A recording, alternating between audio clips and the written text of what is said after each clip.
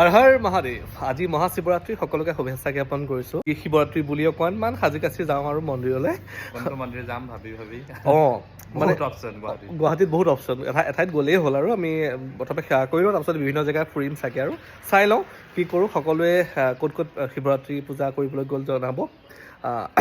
মানে মিছ কৰোঁ পুৰণা দিনবিলাক, আগতে ঘৰত থাকোঁতে আমি যিটো পাৰ্টিকুলাৰ মন্দিৰলৈ প্ৰতিবাৰে যাওঁ, এনেকুৱা লাগে যে সেইটো মন্দিৰ নগ'লে যে সেইটো মন্দিৰ নগ'লে যে কিবা অসম্পূৰ্ণ হৈ যায়, তেনেকুৱা আছিলে।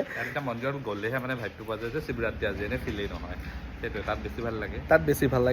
বাকী হেপী মহাশিৱৰাত্ৰি সঞ্জীৱৰ ফালৰ পৰা ক'লে। বাকী আমি আছোঁ যিহেতু ইয়াত থকা মমেণ্টখিনি আমি স্পেচিয়েল কৰোঁ। ব'লক আজি শিৱৰাত্ৰি পূজা কৰিবলৈ যাওঁ।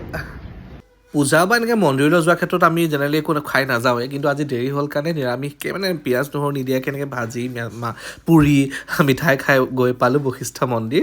আহোঁতে দেৰিয়ে হ'ল, অকণমান এইকেইদিন পৰা হেক্টিক স্কেডুল চলি আছিল যিহেতু, যাৰ কাৰণে অকণমান দেৰিলৈকে খোৱা নিচিনা হ'ল, অকণমান ৰেষ্ট ল'লোঁ। তাৰপিছত পূজাৰ সামগ্ৰী লৈ আমি মন্দিৰৰ ভিতৰত প্ৰৱেশ কৰিব গৈ আছোঁ। গোটেই পৰিৱেশটো যে ইমান ভাল লাগিছে নহয়।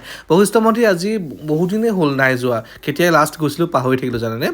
আমি গৈ পালোঁ বশিষ্ঠ মন্দিৰ, ভিতৰৰ পৰিৱেশটো দেখাই দিছোঁ আৰু ধুনীয়াকৈ আমি লাইন ধৰি প্ৰথমে চাকি জ্বলাই লৈছোঁ বাহিৰত, তাৰপিছত লাইন ধৰি ভিতৰত ধুনীয়াকৈ আমি প্ৰৱেশ কৰিব ওলাইছোঁ। একদম তালৈ গ'লে পৰিৱেশটোৱে বেলেগ হৈ যায় নহয় জানো। আপোনালোকে যিসকলে গৈছে গম পাইছে, আৰু আপোনালোকে যিসকলে বশিষ্ঠ মন্দিৰ এবাৰো অহা নাই, ইয়াৰ পৰা সেৱাভাগ জনাব পাৰে আপোনালোকে। আৰু তাৰপিছত সেৱা জনাই আমি পানীত খেলিবলৈ গ'লোঁ। আৰু বশিষ্ঠ মন্দিৰ আহিলে এনেকৈ ভৰিখন নিভিজালে শান্তি নালাগে, চাওকচোন ইমান ভাল লাগে, একদম ঠাণ্ডা ঠাণ্ডা পানী বৈ থাকে। আৰু বশিষ্ঠ মন্দিৰৰ ইতিহাসৰ বিষয়ে আপোনালোকে কি জানে কমেণ্ট কৰি জনাব।